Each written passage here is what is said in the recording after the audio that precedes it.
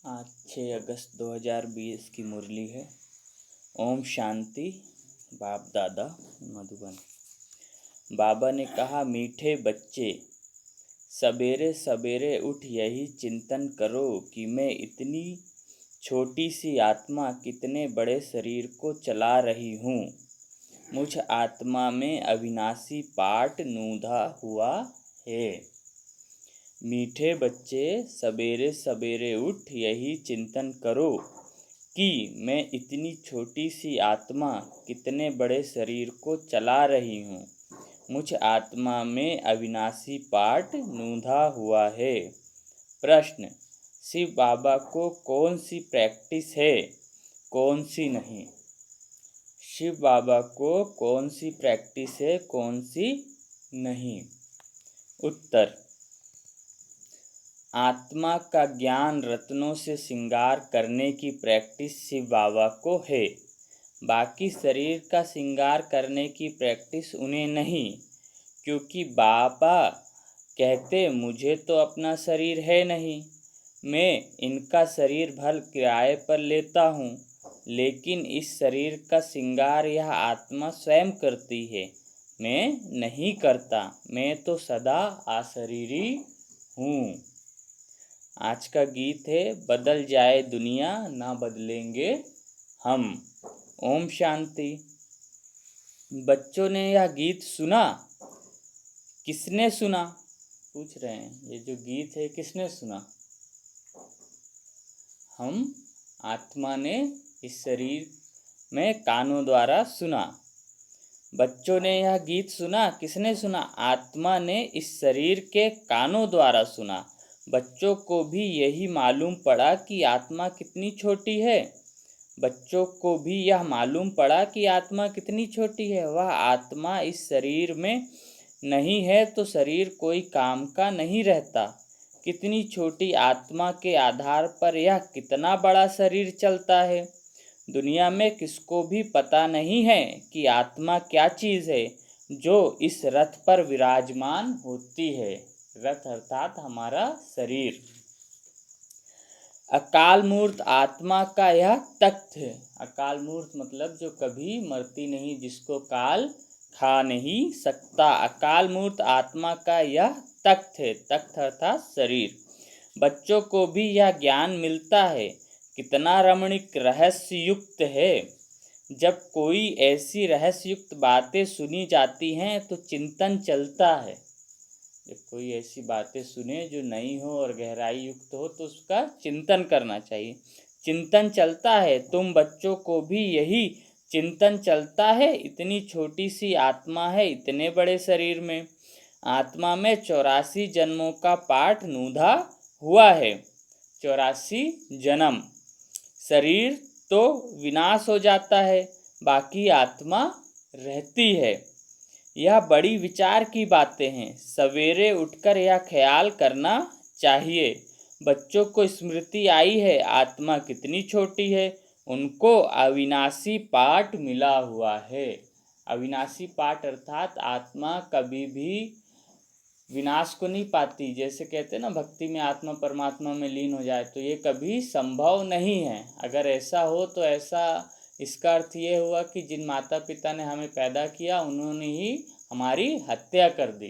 तो भगवान ने आत्मा की रचना की है, अर्थात वो आत्मा कभी भी परमात्मा में विलीन नहीं होगी, बाकी आत्मा रहती है। यह बड़ी विचार की बातें हैं। सवेरे उठकर यह ख्याल करना चाहिए। बच्चों को स्मृति आई है आत्मा कितनी छोटी है।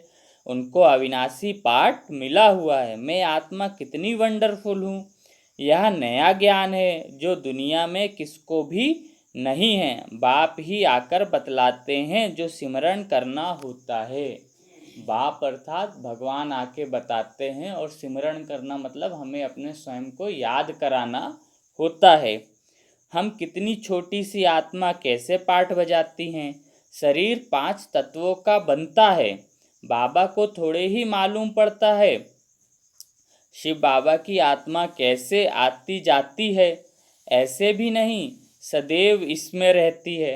बाबा को थोड़े ही मालूम पड़ता है, अर्थात कि ब्रह्मा बाबा को नहीं मालूम पड़ता था कि शिव बाबा की आत्मा कैसे उनके शरीर में आती है और कैसे उनके शरीर से जाती है।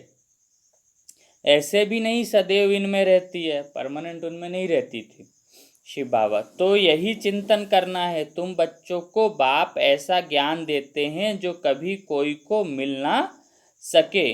तुम जानते हो बरोबर यह ज्ञान इनकी आत्मा में नहीं था, अर्थात ब्रह्मा बाबा की आत्मा में ये ज्ञान नहीं था, शिव बाबा बता रहे हैं।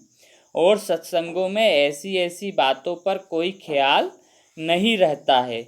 आत्मा और परमात्मा का रिंचक भी ज्ञान नहीं है। कोई भी साधु सन्यासी आदि यह थोड़े ही समझाते हैं कि हम आत्मा शरीर द्वारा इनको मंत्र देते हैं। आत्मा शरीर द्वारा शास्त्र पढ़ती है। एक भी मनुष्य मात्र आत्म अभिमानी नहीं है। आत्म अभिमानी मतलब जो स्वयं को, जिसको ये निश्चय हो मैं आत्मा हूँ और इस शरीर में हूँ और इस शरीर को चला रही हूँ, इसको आत्म अभिमानी स्थिति कहते हैं। जब स्वयं को आत्मा रूप में निश्चय हो और उसको महसूस करें। आत्मा का ज्ञान कोई को है नहीं, तो फिर बाप का ज्ञान कैसे हो? आत्मा का नहीं है तो भगवान को कैसे जाने, परमात्मा को कैसे जाने, जो परम आत्मा, सुप्रीम आत्मा, सर्वोच्च आत्मा है। तुम बच्चे जानते हो हम आत्माओं को बाप कहते हैं। तुम बच्चे जानते हो हम आत्माओं को बाप कहते हैं, मीठे मीठे बच्चे। हम सभी आत्मा को, हम शिव बाबा परमपिता परमात्मा, हम सभी आत्माओं का बाप क्या कहते हैं? मीठे मीठे बच्चे। दुनिया में कोई भी लौकिक माता पिता भी अपने बच्चों को ऐसे नहीं कहते मीठे मीठे बच्चे, लेकिन भगवान क्यों कहते हैं? क्योंकि उनको पता है कि मेरे बच्चे पहले बहुत अच्छे थे, इस संसार में आके स्वयं को भूल के हम आत्मा है पतित बन गए, इसलिए वो हमें मीठे मीठे बोलते हैं कि बच्चे फिर से वैसे ही मीठे मीठे बन जाओ।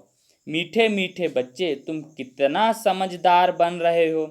ऐसा कोई मनुष्य नहीं जो समझे कि इस शरीर में जो आत्मा है उनको परम पिता परमात्मा बैठ पढ़ाते हैं। कितनी समझने की बातें हैं, परंतु फिर भी धंधे आदि में जाने से भूल जाते हैं।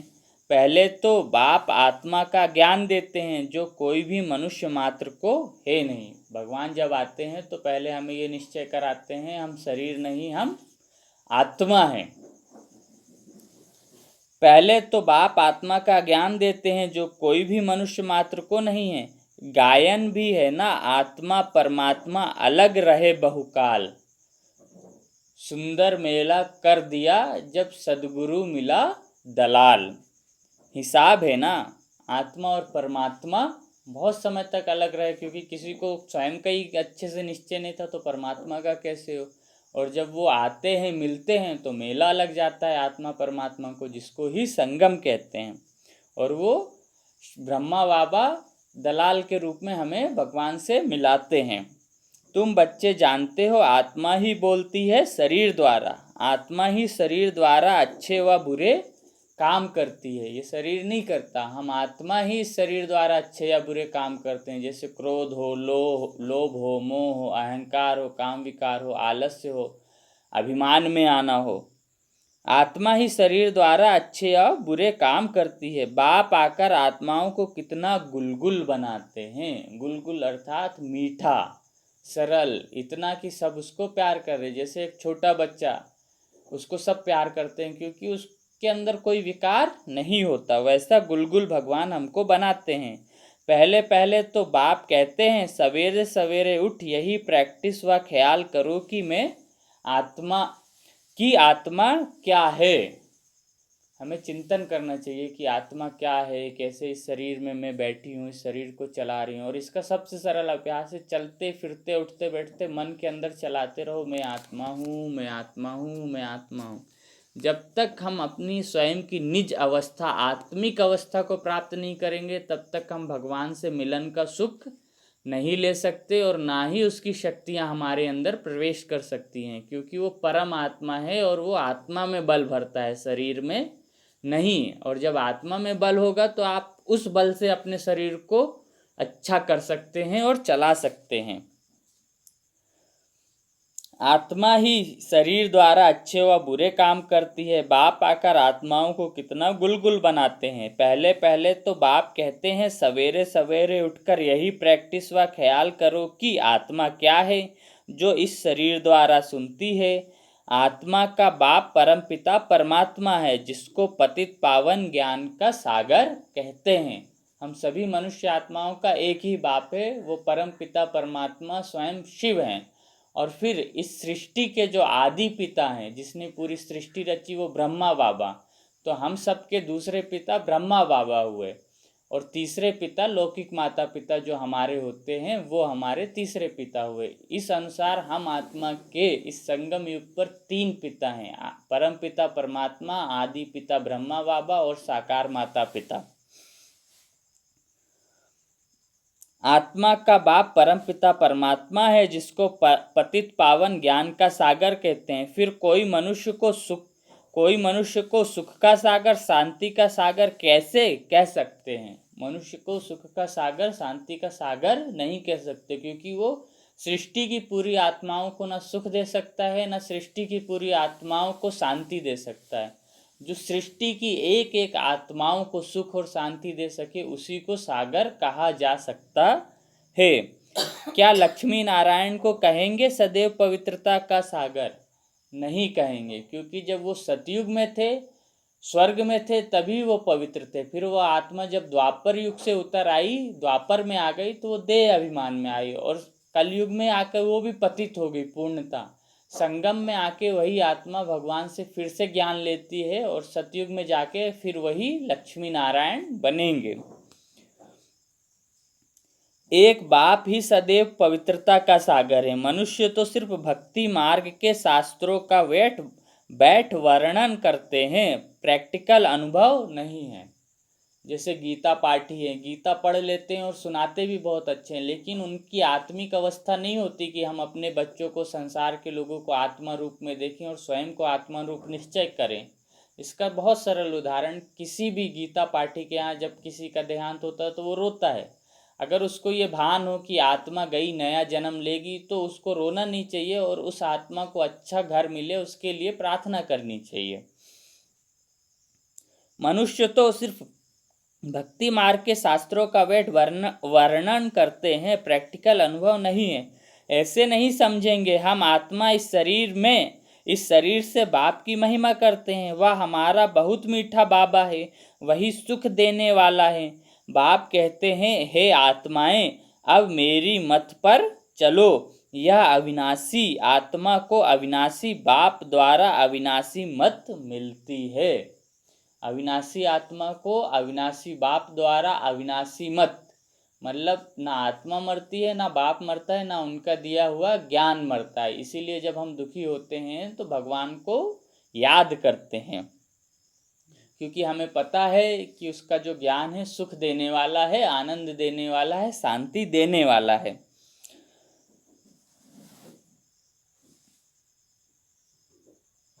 ऐसे नहीं समझेंगे हम आत्मा इस शरीर से बाप की महिमा करते हैं। वह हमारा बहुत मीठा बाबा है, वही सुख देने वाला है। बाप कहते हैं, हे आत्माएं, अब मेरी मत पर चलो। यह अविनाशी आत्मा को अविनाशी बाप द्वारा अविनाशी मत मिलती है। वह विनाशी शरीरधारियों को विनाशी शरीरधारियों की ही मत मिलती है। भक्ति में वो स्वयं को शरीर समझ के सोचते हैं इन शरीरधारी मनुष्यों को हम ज्ञान दे रहे हैं। सतयुग में तो तुम यहाँ की प्रारब्ध पाते हो। हम यहाँ जो पढ़ाई करते हैं और आत्मा को जितना पवित्र बनाते हैं, उतना ऊंच हम सतयुग में जाके देवी देवता बनेंगे। वहाँ कभी उल्टी मत मिलती ही नहीं। अभी की श्रीमत ही अविनाशी बन जाती है, जो आधा कल्प चलती है। आधा कल्प अर्थात सतयुग त्रेता तक हम आत्मिक अवस्था में ही रहेंगे और सबको आत्मा देखते हुए ही उससे व्यवहार करेंगे। अभी की श्रीमत ही अविनाशी बन जाती है, जो आधा कल्प चलती है। यह नया ज्ञान है। कितनी बुद्धि चाहिए इसको ग्रहण करने की? यह नया ज्ञान है। कितनी बुद्धि चाहिए इसको ग्रहण करने की? और एक्ट में आना चाहिए और कर्म में भी आना चाहिए। जिन्होंने शुरू से बहुत भक्ति की होगी वही अच्छी रीति धारण कर सकेंगे।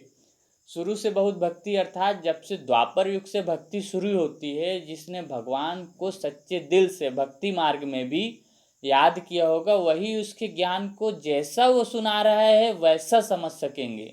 नहीं तो हम ज्ञान को भी भक्ति जैसा ही लेते हैं। इसलिए भगवान हमें हमारी भक्ति के अनुसार मिलता है, और इस जन्म की नहीं, जब द्वापर से भक्ति शुरू होती तब से लेके अब तक की भक्ति अनुसार हम उसको पाते हैं अपने समय अनुसार।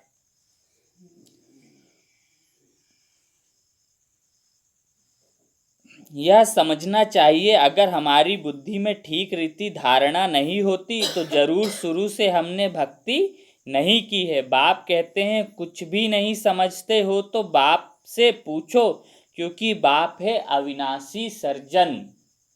वो सर्जन भी है जो हमारा इलाज करता है, आत्मा का इलाज करता है। उनको सुप्रीम सोल भी कहते हैं। सुप्रीम मतलब परम, सबसे ऊंची, सोल मतलब आत्मा, उनको सुप्रीम सोल भी कहा जाता है। आत्मा पवित्र बनती है तो उनकी महिमा होती है। जैसे साधु सन्यासी जो सन्यास लेते हैं, गृहस्थी भले रहा हो लेकिन साधु बन गया तो उसकी हम महिमा करते हैं, क्योंकि वो ब्रह्मचर्य में है। हम ये मानते हैं कि वो विकार में नहीं जाता। पवित्रता का अर्थ तो भगवान ने ये बताया है कि मन वचन कर्म में भी किसी को हमें दुख नहीं देना। ब्रह्मचर्य पवित्रता की पहली सीढ़ी है। बाप कहते हैं कुछ भी नहीं समझते हो तो बाप से पूछो, क्योंकि बाप है अविनाशी सर्जन। उनको सुप्रीम सोल भी कहा जाता है। आत्मा पवित्र बनती है तो उनकी महिमा होती है। आत्मा की महिमा है तो शरीर की भी महिमा होती है। आत्मा तमो प्रधान है तो शरीर की भी महिमा नहीं। अब देखिए, देवी देवता की हम पूजा करते हैं, महिमा करते हैं, क्योंकि उनकी आत्मा पवित्र है तो हम उनके शरीरों की भी पूजा करते हैं।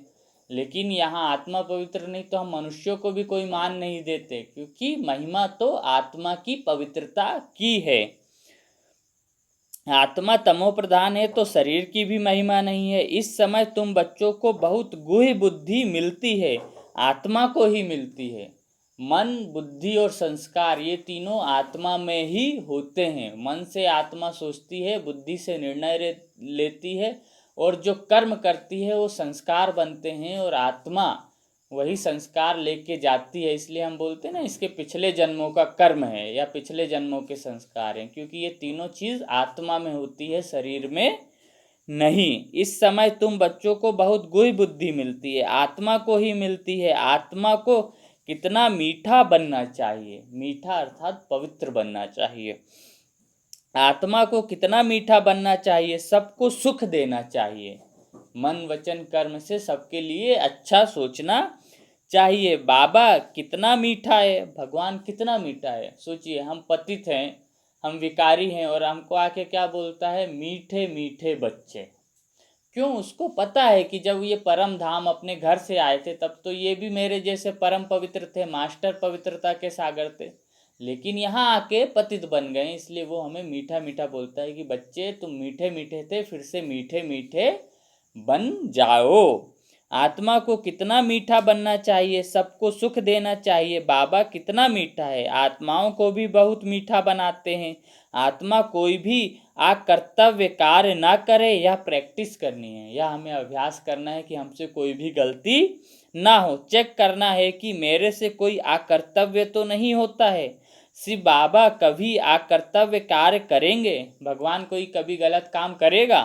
बाबा बोल रहे हैं नहीं, वह आते ही हैं उत्तम से उत्तम कल्याणकारी कार्य के लिए। उत्तम से उत्तम कल्याणकारी कार्य अर्थात मनुष्य जब दुखी है, पतित है, तो उसको सुख देने, उसको पवित्र बनाने, और जब दुनिया कलयुग के अंत में है तो इस दुनिया का परिवर्तन कर सुख देने, सतयुग की स्थापना करने के लिए ये उत्तम से उत्तम कार्य है। इससे श्रेष्ठ कार्य दुनिया में कुछ भी नहीं है कि हम सबकी मुक्ति करा दें और नई दुनिया सतयुग आने के निमित्त बन जाएं, सबको सद्गति देते हैं। तो जो बाप कर्तव्य करते हैं, बच्चों को भी ऐसा कर्तव्य करना चाहिए। भगवान सद्गति देते हैं हमें, तो हमें भी लोगों को ज्ञान देना चाहिए। जिस भगवान को आप जन्म जन्म पुकार रहे हैं वो धरती पे आ गया है और हमें मुक्ति, जीवन मुक्ति का वर्षा दे रहा है। मुक्ति अर्थात हमें परम धाम घर पे ले जाएगा। जीवन मुक्ति अर्थात जो उसको याद करके, उसकी शिक्षा लेके उस पढ़ेंगे, वो सतयुग में आएंगे, देवी देवता बनेंगे। तो जो बाप का कर्तव्य है, बच्चों को भी ऐसा कर्तव्य करना चाहिए, यह भी समझाया है। जिसने शुरू से लेकर बहुत भक्ति की है, उनकी बुद्धि में ही यह ज्ञान ठहरेगा। अभी भी देवताओं के ढेर भगत हैं, अपना सिर देने के लिए भी तैयार रहते हैं। सिर देने के लिए अर्थात गर्दन काटने के लिए, बलि अपनी चढ़ाने के लिए भी देवताओं के भगत तैयार हैं। अपना सिर देने के लिए भी तैयार रहते हैं। बहुत भक्ति करने वालों को पिछाड़ी कम भक्ति करने वाले लटकते रहते हैं। बहुत भक्ति करने के पिछाड़ी कम भक्ति करने वाले लटकते रहते हैं। मतलब जो बहुत भक्ति करते हैं उनके पीछे कम भक्ति वाले उनकी महिमा करते हैं। मतलब देवी देवताओं की पूजा करते हैं। जो जो श्रेष्ठ भक्ति की होगी वो श्रेष्ठ देवी देवता बने, और जिन्होंने कम की वो पहले उनकी पूजा करते हैं। अंत में वो भगवान को पा लेंगे तो उनकी भी थोड़ी पूजा हो जाती है। उनकी महिमा गाते हैं। उनका तो स्थूल में सब देखने में आता है, यहाँ तुम हो गुप्त। भक्ति मार्ग में सब दिखता है, यहाँ लेकिन हम हैं गुप्त। चलिए भगवान को याद करें।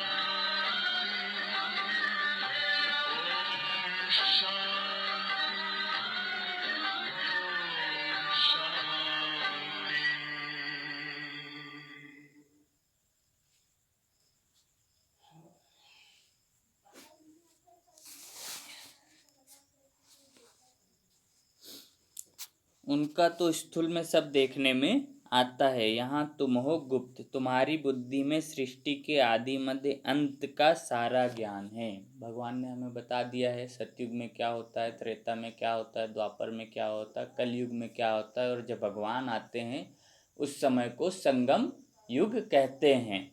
इसलिए हमारी बुद्धि में सृष्टि के आदि मध्य अंत का ज्ञान है। आदि अर्थात शुरुआत, सतयुग त्रेता, मध्य मतलब द्वापर युग, और अंत मतलब कलयुग। यह भी बच्चों को मालूम है, बाबा हमको पढ़ाने आए हैं, अब फिर हम घर जाएंगे।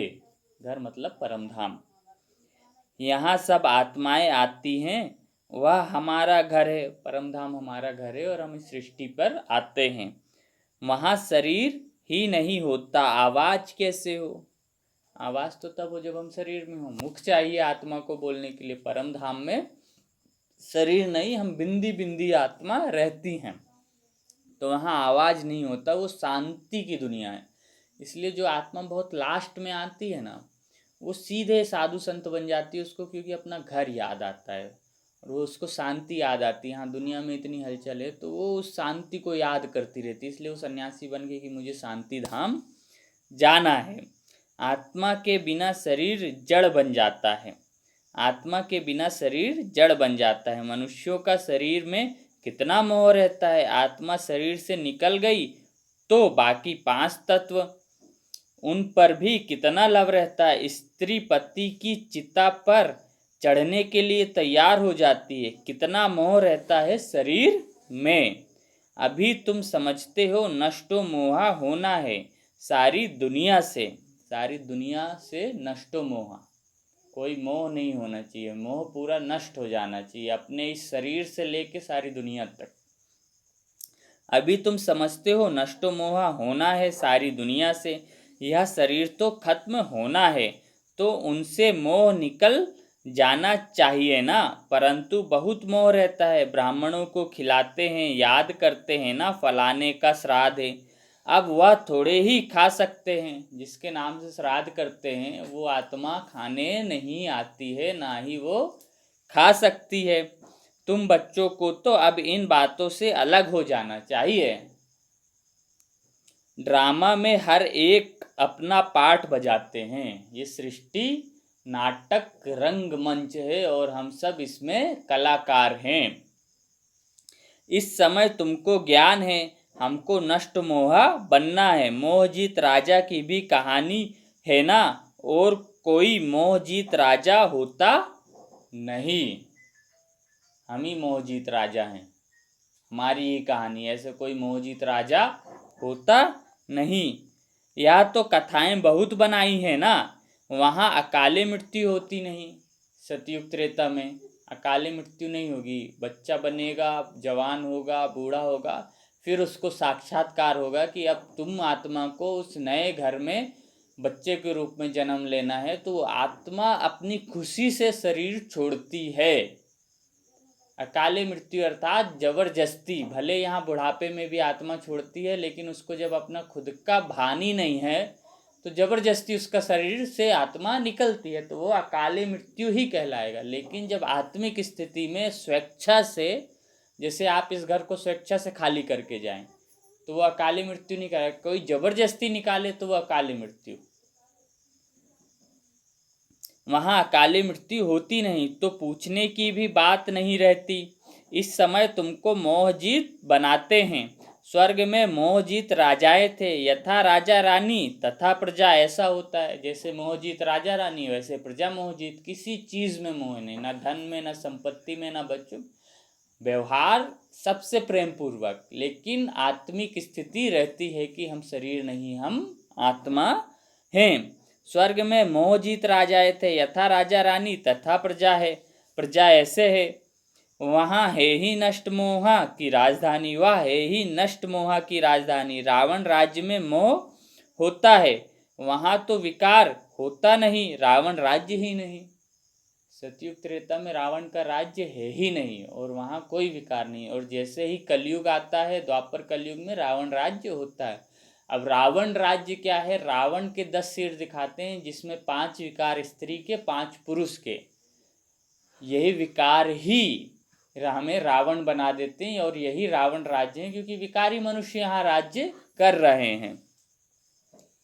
विकार होता नहीं, रावण राज्य ही नहीं, रावण की राजाई चली जाती है। राम राज्य में क्या होता है कुछ भी पता नहीं, सिवाय बाप के और कोई यह बातें बता ना सके। बाप इस शरीर में होते भी देही अभिमानी है। जब भगवान ब्रह्मा बाबा के तन में आते हैं तब भी वो अपनी आत्मिक स्थिति में ही रहते हैं कि मैं आत्मा इस शरीर से अलग हूँ। लोन अथवा किराए पर मकान लेते हैं तो उसमें भी मोह रहता है। मकान को अच्छी रीति फर्निश करते हैं, इनको तो फर्निश करना नहीं है क्योंकि बाप तो अशरीरी है ना।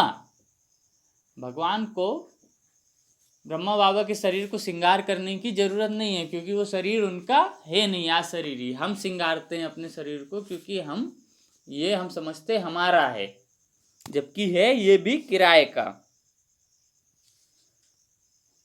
इनको कोई भी श्रृंगार आदि करने की प्रैक्टिस ही नहीं है शिव बाबा को। इनको तो अविनाशी ज्ञान रत्नों से बच्चों को श्रृंगारने की ही प्रैक्टिस है। बाबा को सिर्फ यही एक काम आता है कि बच्चे जो आत्मा है उनका हम श्रृंगार करें ज्ञान रत्नों से। सृष्टि के आदि मध्य अंत का राज समझाते हैं। शरीर तो अपवित्र ही है क्योंकि काम विकार से पैदा होता है। इनको जब दूसरा नया शरीर मिले तो पवित्र होंगे। नया दूसरा शरीर जब योग बल से मिले, काम विकार से नहीं। देवी देवताएं योग बल से पैदा होते। माता पिता को संकल्प आता है हमारी संतान हो और माता गर्भवती हो जाती है अपने संकल्प से, योग बल से, तो वहाँ पवित्र शरीर कहा जाता है। सृष्टि के आदि मध्य अंत का राज समझाते हैं। शरीर तो अपवित्र ही है। इनको जब दूसरा नया शरीर मिले तो पवित्र होंगे। इस समय तो यह पुरानी दुनिया है, यह खत्म हो जानी है। यह भी दुनिया में किसी को पता ही नहीं है। खत्म हो जानी है मतलब परिवर्तन होगा, ये पूरा विनाश हो जाएगा और नई सृष्टि होगी। ऐसा नहीं कि सब मनुष्य मर जाएंगे, परिवर्तन होगा, सृष्टि परिवर्तन, और बहुत बड़ा सृष्टि परिवर्तन। तब तो यहाँ की सारी गंदगी साफ होकर देवताओं के कदम पड़े, वैसी दुनिया बन सके सतयुग। क्योंकि देवता पतित दुनिया में पांव कभी नहीं रखते हैं। शरीर तो अपवित्र ही है। इनको जब दूसरा नया शरीर मिले तो पवित्र होंगे।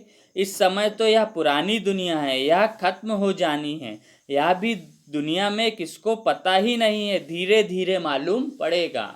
अभी देखो कोरोना आया, ऐसे धीरे धीरे करके बहुत समय से चल रहा है। जब से भगवान आए हैं महामारियां आती जाती हैं, लेकिन अभी समय नहीं आया कि संपूर्ण परिवर्तन हो। लेकिन धीरे धीरे सृष्टि में परिवर्तन हो रहा है। आप देखें, पहले समय पे बारिश होती थी, समय पे ठंड, समय पे गर्मी, वो धीरे धीरे बिगड़ते गया। अभी ऐसा बिगड़ गया है, बारिश में बारिश नहीं होती, ठंड में ठंड नहीं, गर्मी में गर्मी नहीं। हर मौसम एक एक महीने आगे, डेढ़ डेढ़ महीने आगे पीछे खिसकता जा रहा है। तो ये सृष्टि परिवर्तन है, ये विनाश का चित्र दिख रहा है कि अगर मौसम अपना परिवर्तन कर देगा, समय परिवर्तित कर देगा तो विनाश तो होगा ही। यह खत्म हो जानी है। यह भी दुनिया में किसी को पता ही नहीं है, धीरे धीरे मालूम पड़ेगा। नई दुनिया की स्थापना और पुरानी दुनिया का विनाश, यह तो बाप का ही काम है, ये भगवान ही कर सकते हैं। पुरानी दुनिया का परिवर्तन करके नई दुनिया का स्थापना। बाप ही आकर ब्रह्मा द्वारा प्रजा रच नई दुनिया की स्थापना कर रहे हैं। ब्रह्मा के शरीर में आके प्रजा रच अर्थात सृष्टि रच, ब्रह्मा द्वारा सृष्टि रची गई ना, उनसे यह काम करा रहे हैं। प्रजा रच कर नई दुनिया की स्थापना कर रहे हैं। तुम नई दुनिया में हो, पूछ रहे हैं तुम नई दुनिया में हो? नहीं, नई दुनिया स्थापन होती है तो ब्राह्मणों की चोटी भी ऊंच है। ब्राह्मणों की चोटी ऊंच क्यों गाई जाती है? भक्ति में भी गाई जाती है, क्योंकि जब इस संगम में भगवान आते हैं, ब्रह्मा रचते हैं और ब्रह्मा द्वारा ब्राह्मण रच रहे हैं, तो सिर्फ उन्हीं ब्राह्मणों को पता होता है कि भगवान कौन है और हम कौन हैं। इसलिए ब्राह्मणों की चोटी ऊंच गाई जाती है। देवताओं से भी ऊंच ब्राह्मणों को कहते हैं, क्योंकि सिर्फ ब्राह्मण को पता होता है कि मैं आत्मा हूँ और मेरा परमपिता परमात्मा वो भी आत्मा बिंदी रूप में है, हम शरीर नहीं हैं। देवताओं को ये पता होता है कि मैं आत्मा हूँ, लेकिन परमात्मा को उन्हें ये देवताओं को पता नहीं होता, इसलिए ब्राह्मणों की चोटी ऊंच गाई जाती है। बाबा ने समझाया है, बाबा के सम्मुख आते हो तो पहले यह याद करना है कि हम ईश्वर बाप के सम्मुख जाते हैं। हम ये नहीं सोचे हम ब्रह्मा बाबा से मिलने जा रहे हैं, बाबा निश्चय करा रहे कि हम भगवान से मिलने जा रहे हैं। शिव बाबा तो निराकार है, उनके सम्मुख हम कैसे जाए? तो उस बाप को याद कर फिर बाप के सम्मुख आना है। तुम जानते हो वह इसमें बैठा हुआ है, यह शरीर तो पतित है। ब्रह्मा बाबा का शरीर पतित है। शिव बाबा की याद में ना रहे कोई काम करते हो तो पाप लग जाता है। भगवान की याद में रहे बिना कोई भी काम हम करते हैं तो वो कर्म का हिसाब बनता है उसका। हम शिव बाबा के पास जाते हैं, फिर दूसरे जन्म में दूसरे संबंधी होंगे। अभी आप मेरे माता पिता हो, अगले जन्म में कौन होगा कोई निश्चय नहीं है।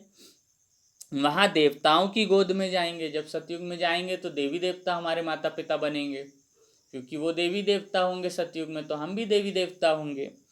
फिर दूसरे जन्म में दूसरे संबंधी होंगे, वहाँ देवताओं की गोद में जाएंगे। यह ईश्वरी गोद एक बार ही मिलती है, यह संगम पे ही हम भगवान के बच्चे बनते हैं।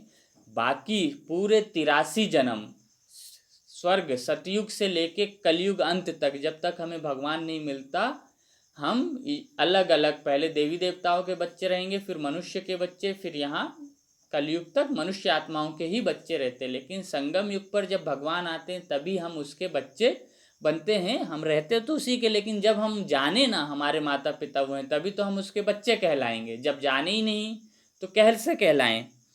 वहाँ देवताओं की गोद में जाएंगे। यह ईश्वरी गोद एक ही बार मिलती है। मुख से कहते हैं बाबा हम आपके हो चुके, बहुत हैं जिन्होंने कभी देखा भी नहीं है। मतलब भगवान से मिले ही नहीं। जैसे अब आप लोग जाएंगे मधुबन तो भगवान तो अब आते नहीं तो मिल नहीं सकेंगे, लेकिन निश्चय तो हो गया ना। तो ऐसे ही बाबा कह रहे हैं बहुत हैं जिन्होंने कभी देखा भी नहीं है, बाहर में रहते हैं। लिखते हैं शिव बाबा हम आपकी गोद के बच्चे हो चुके, बुद्धि में ज्ञान है। आत्मा कहती है हम शिव बाबा के बन चुके। इनके पहले हम पतित की गोद के थे। पतित मतलब संसारिक माता पिता, क्योंकि वो भी काम विकार से पैदा हुए ना, इसलिए हम पतित की गोद के थे। भविष्य में पवित्र देवता की गोद में जाएंगे। निश्चय है कि भविष्य में हम देवी देवता के बच्चे बनेंगे। यह जन्म दुर्लभ है, यह जन्म दुर्लभ है। जन्म दुर्लभ मतलब इसी जन्म में जब हम भगवान को जान जाते हैं तो ये एक नया जन्म हो जाता है। और दुर्लभ इसलिए क्योंकि भगवान मिला जिसको हम सदियों से पुकार रहे हैं, जिसको साधु सन्यासी लोग ढूंढने के लिए तपस्या में लीन हैं, वो हमें घर बैठे मिल गया। क्योंकि हमने जब भक्ति की, जब से भक्ति शुरू हुई तो सच्चे दिल से भक्ति की, उसको सच्चे मन से याद करते थे, इसलिए वो हमें घर बैठे मिल गया। और जिन्होंने हठ योग में भक्ति की, अपनी जिम्मेदारियां छोड़ के भागे, वो आज भी तपस्या कर रहे हैं। उनको भगवान मिलेगा, तपस्या का फल तो जरूर देगा, लेकिन वो सुख नहीं पा पाएंगे संबंध का, उसके साथ रहने का, क्योंकि समय ही नहीं होगा। घर वापस जाने का समय हो जाएगा तो सब बोरिया बिस्तर बंद करके फटाफट जाना पड़ेगा। यह जन्म दुर्लभ है, हीरे जैसा तुम यहाँ संगम युग पर बनते हो। हीरे जैसा हम बनते हैं, क्योंकि भगवान की याद से हम आत्मा जब पवित्र हो जाएंगे तो चमकदार हो जाएंगे। हमारी पवित्रता लोगों को दिखेगी, बताने की जरूरत नहीं पड़ेगी। संगम युग कोई उस पानी के सागर और नदी को नहीं कहा जाता है। नदियों में जो संगम लगता है वो भगवान का याद कार्य है। जब भगवान सृष्टि में आते हैं तो आत्मा और परमात्मा का मिलन होता है, उस मिलन को संगम कहते हैं। तो नदियों का जब सागर में मिलन होता है तो लोग उसको संगम स्थान बोलते हैं और बनाते हैं। तो हम नदियां हैं और भगवान ज्ञान सागर है, उसके प्रतीक के रूप में भक्ति में वो संगम कर दिया है। असली संगम यह है जब भगवान धरती पे आते हैं और हम आत्माओं से मिलते हैं, तो वो ज्ञान का सागर हमें ज्ञान नदियां बना देता है। तो ये जो मिलन है ये संगम युग है। आत्मा परमात्मा का मिलन ही संगम है। रात दिन का फर्क है उस संगम में। और ब्रह्मपुत्रा बड़े ते बड़ी नदी है जो सागर में मिलती है। नदियां जाकर सागर में पड़ती हैं। तुम भी सागर से निकलती हुई ज्ञान नदियां हो। ज्ञान सागर शिव बाबा है। बड़े ते बड़ी नदी है ब्रह्मपुत्र। ब्रह्मा बाबा की याद में ब्रह्मपुत्र बड़ी नदी, और ज्ञान सागर की याद में सागर और ब्रह्मपुत्र। अर्थात सबसे पहले शिव बाबा ब्रह्मा बाबा के तन में ही आते हैं, तो जो भी बोलते हैं सबसे पहले ब्रह्मा बाबा ही सुनते हैं, तो सबसे पहले मिलन वहीं हुआ। इसलिए ब्रह्मपुत्र जब सागर में मिलती है तो वहाँ बहुत बड़ा मेला भी लगता है, उन्हीं की यादगार में, इस संगम युग के बाबा के मिलन के यादगार में। नदियाँ जाकर सागर में पड़ती हैं। तुम भी सागर से निकली हुई ज्ञान की नदी हो। ज्ञान सागर शिव बाबा है। बड़े ते बड़ी नदी है ब्रह्मपुत्रा। इनका नाम ब्रह्मा है। सागर में इनका मिलन मेला है। तुमको मालूम है नदियाँ कहाँ से निकलती हैं? सागर से ही निकलती हैं, फिर सागर में ही पड़ती हैं। अब नदियाँ कैसे बनती हैं? समुद्र का पानी वाष्पित होता है और फिर बरसता है, तो हिमालयों में बर्फ़ जम जाती है, वो बर्फ़ पिघलती है और वो नदी बन जाती है। समुद्र से ही निकल के नदी निकलती है और समुद्र में जाके ही मिल जाती है। तो भगवान ने हमारी रचना की, हम परम धाम से नीचे आए और फिर परम धाम घर में जाके अपने पिता परमात्मा के पास हम बैठेंगे और फिर सृष्टि पे अपने समय अनुसार आएंगे। सागर से मीठा पानी खींचते हैं सागर के बच्चे, फिर सागर में जाके मिलते हैं। सोचिए, समुद्र खारा है लेकिन जब वो वाष्पित होता है तो मीठा हो जाता है और वही मीठी नदी बन जाती है। तुम भी ज्ञान सागर से निकली हो, फिर सब वहाँ चली जाएंगी जहाँ वह रहते हैं, वहाँ तुम आत्माएं भी रहती हो। ज्ञान सागर आकर तुमको पवित्र मीठा बनाते हैं। आत्मा जो खारी बन गई है उनको मीठा बनाते हैं। 5 विकारों रूपी छीछी नमकीन तुमसे निकल जाती है तो तुम तमो प्रधान से सतो प्रधान बन जाते हो। बाप पुरुषार्थ बहुत कराते हैं। तुम कितने सतो प्रधान थे, स्वर्ग में रहते थे, तुम बिल्कुल छीछी बन गए हो। भगवान बता रहे हैं तुम कितने सतो प्रधान थे, स्वर्ग में रहते थे, तुम बिल्कुल छीछी बन गए हो। रावण ने तुमको क्या बनाया है? रावण अर्थात हमारे विकार, काम क्रोध लोभ मोह अहंकार आलस्य देव अभिमान। भारत में ही गाया जाता है, हीरे जैसा जन्म अनमोल। भारत में ही जन्म की महिमा है। बाप कहते रहते हैं तुम कोड़ियों पिछाड़ी क्यों हैरान होते हो? ये जो पैसे हैं, कंकड़ पत्थर जो हम कमा रहे, इसके पीछे परेशान मत रहो। कर्म करो, कमाओ जीवन चलाने के लिए जो, लेकिन हम बहुत चिंता में रहते हैं, हमारे बाद क्या होगा, आएगा नहीं तो क्या होगा, कैसे चलेगा। इसके लिए परेशान नहीं हो। कोड़ियाँ भी जास्ती थोड़ी चाहिए। कितना धन चाहिए? इतना चाहिए कि खाए पिए स्वस्थ रह के जिए, लेकिन हाय हाय करे। भगवान कहता है इसके पीछे परेशान नहीं हो। गरीब झट समझ जाते हैं, गरीब झट समझ जाते भगवान आया, क्योंकि उस किसी माया में नहीं फंसा है ना, वो दुखी है, भगवान को याद कर रहा है, तो भगवान जैसे आया उसकी बुद्धि समझ जाती है कि हाँ ये भगवान है, सही में यही भगवान हो सकता है। साहूकार तो कहते हैं अभी हमारे लिए यहाँ ही स्वर्ग है। साहूकार कहते हैं हमारे लिए यहाँ ही स्वर्ग है। तुम बच्चे जानते हो जो भी मनुष्य मात्र हैं सबका इस समय कोड़ियों जैसा जन्म है। कोड़ियों जैसा इसलिए क्योंकि सब दुखी परेशान हैरान है, फिर वो साहू हो या कोई इतना भी धनवान हो, क्योंकि भाई धनवान है लेकिन बीमार तो पड़ता है ना, उसको भी अपने अपने दुख है ना, इसलिए ये जन्म कोड़ी जैसा है। हम भी ऐसे थे, हम भी जब तक भगवान नहीं मिला था तो हमारा जन्म भी ऐसा था, क्योंकि हमें यही नहीं मालूम था कि सुखी कैसा होना है। सुखी सिर्फ हम एक भगवान की याद से और इन सब साधनों का उपयोग करते हुए इनसे नष्ट मोहा होके कि भैया ये सब विनाशी है, जो अविनाशी है वो मैं एक आत्मा हूँ और अविनाशी मेरा पिता है, उसी के पास मुझे जाना है। इस याद में निरंतर रह के इन सब साधनों का भोग करो और इनसे कि भैया ये विनाश तो हो ही जाएगा, नष्ट मोह रहो। हम भी ऐसे थे, अभी बाबा हमको क्या बनाते हैं? एम ऑब्जेक्ट तो है ना, हम नर से नारायण बनते हैं। हमारा लक्ष्य ये है कि हम ऐसे कर्म करें कि नर से नारायण बने और नारी से लक्ष्मी। भारत अब कोड़ी जैसा कंगाल है ना, भारतवासी खुद थोड़े ही जानते। यहाँ तो तुम कितने साधारण अबलाए हो, कोड़ी जैसे कंगाल, क्योंकि जब देवी देवता थे तो ये दुनिया स्वर्ग थी और एक एक महल देवी देवताओं का सोने के ईंटों से बना होता है और हीरे मोतियों जड़ित होता है, इसलिए उसको स्वर्ग बोलते हैं, अर्थात सोने की दुनिया। भारत अब कोड़ी जैसा कंगाल है ना, भारतवासी खुद थोड़े ही जानते हैं। यहाँ तुम कितने साधारण अबलाए हो, कोई बड़ा आदमी होगा तो उनको यहाँ बैठने की दिल नहीं होगी। विदेशी यहाँ नहीं आते, हम यहाँ से विदेश में जाते क्योंकि उनके पास धन संपत्ति था। जहाँ बड़े बड़े आदमी, सन्यासी, गुरु आदि लोग होंगे वहाँ की बड़ी बड़ी सभाओं में जाएंगे। बाप भी कहते हैं मैं गरीब निवाज हूँ। गरीब निवाज अर्थात जब भारत गरीब हो जाता है भगवान धरती पर आते हैं। कहते हैं भगवान गरीबों की रक्षा करते हैं। अभी तुम जानते हो हम कितने साहूकार थे, अभी फिर बनते हैं। बाबा लिखते भी हैं तुम पद्मा पदम पति बनते हो।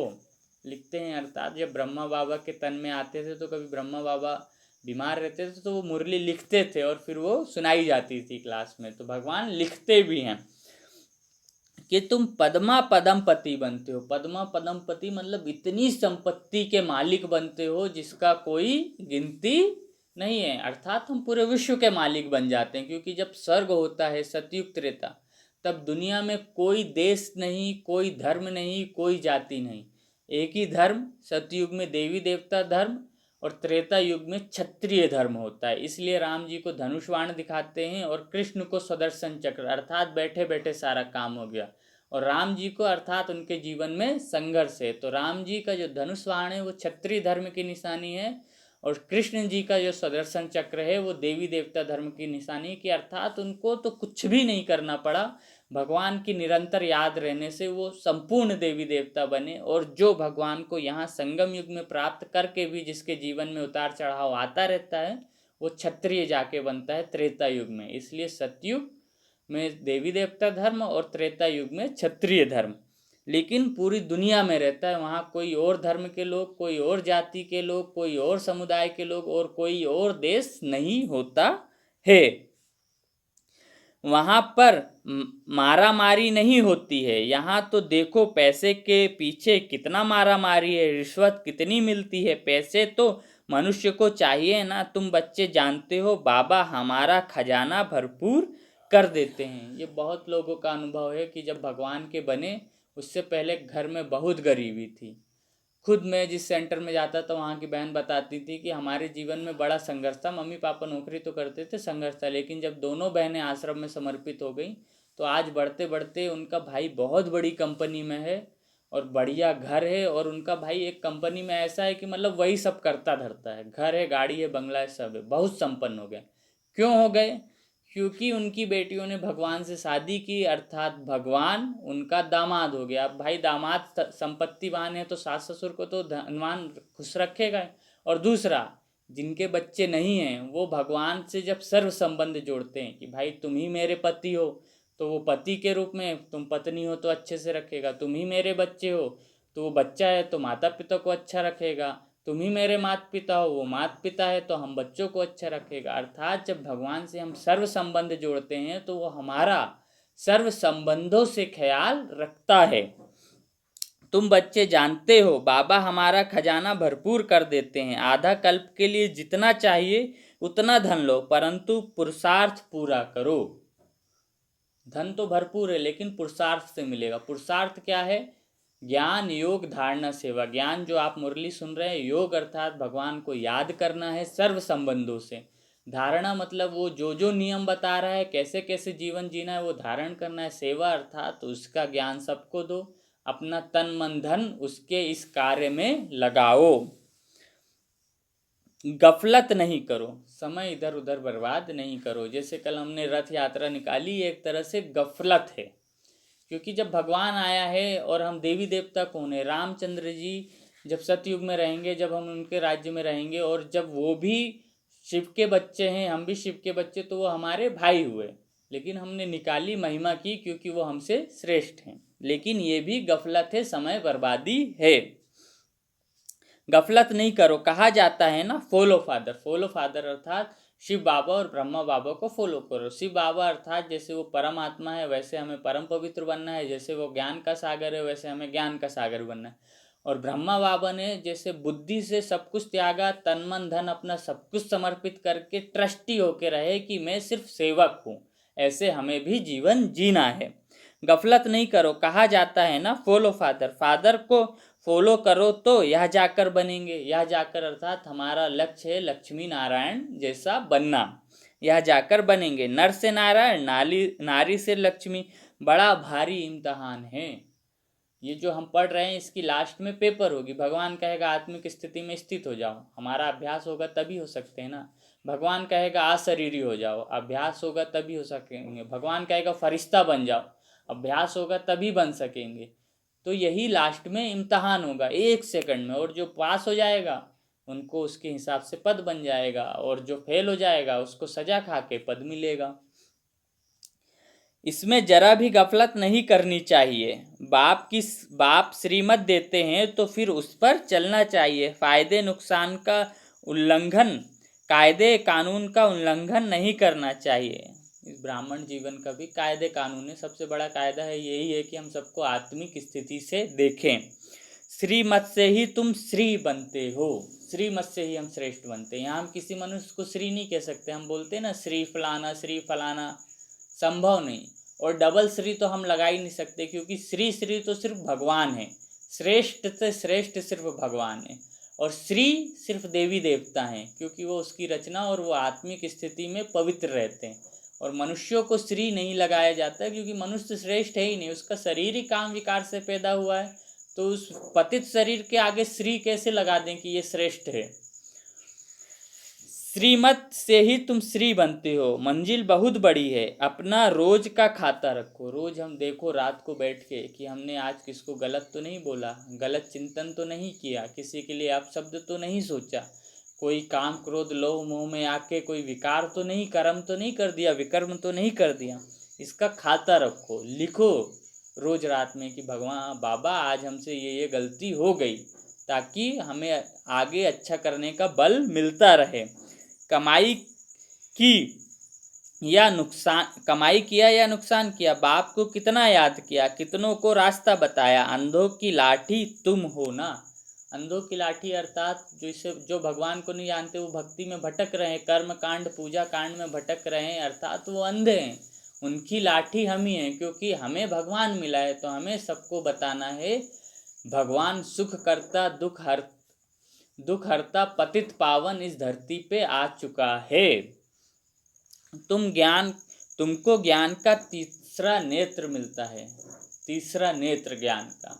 कोई ऐसा तीसरा नेत्र नहीं होता जो खुलेगा तो विनाश हो जाए। ज्ञान के तीसरे नेत्र से जब हम भगवान को याद करते हैं तो उसकी शक्ति परम धाम से धरती पे आती है, और जब भगवान के इतने बच्चे याद करते हैं तो उसकी परम शक्ति जो पवित्र शक्ति है इस धरती पे आती है, तो इस पे कंपन होता है, क्योंकि ये अपवित्र है। सीधा सा उदाहरण देता हूँ, एक गिलास में गंदा पानी है, जब उसमें आप साफ पानी डालो तो गंदे पानी में हलचल होती है, और जितना जितना साफ पानी जाता रहे गंदा पानी निकलते निकलते गिलास साफ हो जाता है। ऐसे जब हम भगवान को याद करते हैं तो उसकी शक्तियाँ धरती पे आती है, तो इन पांचों तत्वों में कंपन होता है और ये पवित्र होते हैं, और इसके पवित्रता के कारण ही इस पे हलचल, भूकंप, बाढ़, ज्वालामुखी फटना आदि तूफान आते हैं। और जैसे जैसे, क्योंकि अंत में धीरे धीरे परिवर्तन हो रहा है, धीरे धीरे परिवर्तन होने का अर्थ ये है धीरे धीरे ब्राह्मणों की संख्या बढ़ रही है, और जब 33 करोड़ ब्राह्मण इस धरती पे एक साथ भगवान को याद करेंगे तो बहुत हलचल होगी इस धरती पे, वही परिवर्तन होगा, उसकी शक्ति आने से यहाँ परिवर्तन होगा, हलचल होती है। तुमको ज्ञान का तीसरा नेत्र मिला है। अच्छा, मीठे मीठे सिकिलधे बच्चों प्रति मात पिता बाप दादा का याद प्यार और गुड मॉर्निंग। रूहानी बाप की रूहानी बच्चों को नमस्ते। हम रूहानी बच्चों की रूहानी मात पिता, मम्मा बाबा, बाप दादा को याद प्यार, गुड मॉर्निंग और नमस्ते। शुक्रिया बाबा, शुक्रिया आपका, पद्मा पदम शुक्रिया। धारणा के लिए मुख्य सार। पहला, जैसे बाप मीठा है ऐसे मीठा बन सबको सुख देना है। जैसे भगवान सभी मनुष्य आत्माओं को सुख देते हैं, हमें भी उसके जैसे सुखदाता बनना है। मास्टर सुखदाता। कोई भी अकर्तव्य कार्य नहीं करना है। भगवान की जो श्रीमत है उसके बाहर कोई भी काम नहीं करना है। उत्तम से उत्तम कल्याण का ही कार्य करना है। श्रेष्ठ से श्रेष्ठ काम करना है जिससे मनुष्य आत्माओं का कल्याण हो। और वो काम ये है कि हम अपने को श्रेष्ठ बनाएं। हम जब स्वयं के जीवन का परिवर्तित करेंगे, ऊंच बनाएंगे, तो हमें देख दूसरे स्वयं ही बनाएंगे। स्वपरिवर्तन से विश्व परिवर्तन होता है। हम सोचे वो बदल जाए तो दुनिया बदले, ऐसा नहीं। हम बदलेंगे, हमें देख और बदलेंगे तो दुनिया बदल जाएगी। दूसरा, कोड़ियों के पिछाड़ी हैरान नहीं होना है। पुरुषार्थ कर अपनी जीवन हीरे जैसे बनानी है। हाय पैसा बहुत नहीं करना है ना। गफलत नहीं करनी है, मतलब व्यर्थ समय नहीं गंवाना है। अगर हम कुछ नहीं कर सकते, कुछ नहीं कर रहे, तो भगवान को याद करें। अगर हमारे किसी रिश्तेदार को हमें ज्ञान देना है, मुख से नहीं, पहले उसे मन से बोलो। उस आत्मा को सामने देखो और मन से बोलो, भगवान आ चुके हैं, तुम भी भगवान से अपना वर्षा लो मुक्ति, जीवन मुक्ति का। समय बीत गया फिर पछताना पड़ेगा। पहले उसे मन से बोलो। मन से जब आप उसको बहुत बोल दोगे, मन से हमारे मन के विचार उस तक जाएंगे, तो एक दिन देखना वो सामने से बोलेगा कि आपके अंदर जो परिवर्तन है उसका राज बताइए। तब आप बता सकते हो कि भगवान की शिक्षा से मैं अपना जीवन बदल रहा हूँ। वरदान, चैलेंज और प्रैक्टिकल की समानता द्वारा स्वयं को पापों से सेफ रखने वाले विश्व सेवाधारी भाव। चैलेंज, जीवन में जो परिस्थितियां आती हैं वो चैलेंज है। और प्रैक्टिकल, जब हम कर्म करके उसको पार कर लेते हैं, अर्थात वो प्रैक्टिकल हो जाता है। चैलेंज और प्रैक्टिकल की समानता द्वारा स्वयं को पापों से सेफ रखने वाले विश्व सेवाधारी भव। जब हम अच्छा कर्म करते हैं, इससे विश्व की सेवा होती है। आप बच्चे जो चैलेंज करते हो, उस चैलेंज को प्रैक्टिकल जीवन में उस चैलेंज और प्रैक्टिकल जीवन में समानता हो, नहीं तो पुण्य आत्मा के बजाय बोझ वाली आत्मा बन जाएंगे। हम अगर कहें भगवान आया है और हमारा जीवन परिवर्तित कर रहा है, ये हम चैलेंज कर रहे हैं दुनिया को, तो हमारे अंदर सच में भगवान के गुण होने चाहिए। जैसे आप लोग मुझे बोलते थे कि भाई ब्रह्मा कुमारी में क्रोध करना सिखाया जाता है, तो ये चैलेंज हो गया ना, क्योंकि भगवान तो नहीं सिखाता, लेकिन धीरे धीरे परिवर्तन होता है। लेकिन हम ये ध्यान दें कि भगवान ने हमें कहा है कि क्रोध नहीं करना है, तो कोई कितना भी क्रोध दिलाए, नहीं शांत हो रहा है अपना क्रोध, तो बोलो भगवान वो मुझे नहीं आपको बोल रहा है, तुरंत आपका क्रोध शांत हो जाएगा। क्योंकि जैसे ही आपने उसका नाम लिया, वो आपको बल भर देगा कि मुझे ले आया बच्चा बीच में। तो चैलेंज है ना, नहीं तो पुण्य आत्मा के बजाय बोझ वाली आत्मा। नहीं तो हमें गुस्सा तो आ ही रहा है, शांत हो ही नहीं रहा, तो आप गुस्सा कर दोगे, और जैसे ही गुस्सा किया तो बोझ हो जाएगा, क्योंकि विकर्म कर दिया, श्रीमत के बाहर का कर्म कर दिया। इस पाप और पुण्य की गति को जानकर स्वयं को सेफ रखो। पाप और पुण्य की गति को जानकर स्वयं को सेफ रखो, क्योंकि संकल्प में भी किसी भी विकार की कमजोरी, संकल्प में भी है ना, किसी भी विकार की कमजोरी, व्यर्थ बोल, व्यर्थ भाव, घृणा व ईर्ष्या की भावना पाप के खाते को बढ़ाती है। संकल्प में भी सोचिए, बढ़ाती है। इसलिए पुण्य आत्मा भाव के वरदान द्वारा स्वयं को सेफ रख विश्व सेवाधारी बनो। इसलिए पुण्य आत्मा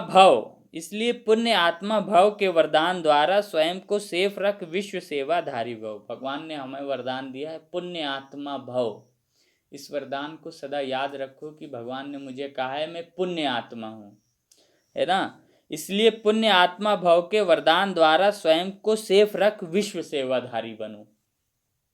संगठित रूप में एक मत, एक रस स्थिति का अनुभव कराओ। संगठित रूप में, जैसे हम बैठे हैं तो हमारे विचार एक ही होने चाहिए, क्योंकि हम सब भगवान के विचार में चल रहे हैं। संगठित रूप बोल रहे हैं, जो हमारा ब्राह्मण परिवार है उस पर हमें निश्चय, भगवान ने कहा है आपको 4 चीज़ों में पूर्ण निश्चय होना चाहिए। एक तो भगवान के ऊपर कि भगवान है, और वो क्या है कैसा है वो आप जान गए। दूसरा आत्मा में मतलब स्वयं में निश्चय कि मैं आत्मा हूँ और भगवान जैसे ही सत्य स्वरूप हूँ। तीसरा है ड्रामा में निश्चय, ये सृष्टि नाटक रंगमंच में निश्चय हो कि इसमें जो भी हो रहा है, अगर कोई मुझे आके थप्पड़ भी मार रहा है तो इसमें भी निश्चय हो कि ये कल्याणकारी है, अर्थात हमारे पुराने कर्म का हिसाब बराबर हुआ। कोई गाली भी दे रहा है तो हमारा वो पुराने जन्मों का हिसाब बराबर हो रहा है। तो ड्रामा में भी अर्थात कर्मों की गुहि गति में भी संपूर्ण निश्चय। और ब्राह्मण परिवार में निश्चय, ये जो हम ब्रह्मा की संतान है, ये हमारा पूरा ब्राह्मण परिवार में, इसमें ये निश्चय कि ये परिवार ही हमारा साथ देगा बुरी से बुरी परिस्थिति में। इन चार बातों में निश्चय के लिए भगवान ने कहा है, और पूर्ण निश्चय होना चाहिए, हलचल नहीं आनी चाहिए किसी का व्यवहार देख के कि नहीं ये अंत में होगा, और भगवान इसको कर देगा क्योंकि भगवान की शक्ति है। किसी का संस्कार कितना भी कड़ा हो, अंत समय में भगवान हम सबको प्यार के एक सूत्र में बांध देगा, है ना। संगठित रूप में एक मत एक रस स्थिति का अनुभव कराओ। स्लोगन, पवित्रता की समा चारों ओर जलाओ तो बाप को सहज देख सकेंगे। पवित्रता, जब हम पवित्र होंगे, ब्राह्मण परिवार के हम लोग पवित्र होंगे, पवित्रता से चलेंगे। पवित्रता का अर्थ भगवान ने बहुत ऊंचा बताया है, ब्रह्मचर्य पहली सीढ़ी, और उसके बाद मन वचन कर्म संकल्प में भी किसी को दुख नहीं देना। तो यही जब हम किसी को ऐसा नहीं करेंगे तो हमारा स्वभाव कितना श्रेष्ठ होगा। तो भगवान का साक्षात्कार तो होगा ही कि इनको ऐसा बनाने वाला कोई साधारण मनुष्य नहीं हो सकता। पवित्रता की समा चारों ओर जलाओ तो बाप को सहज देख सकेंगे। ओम शांति।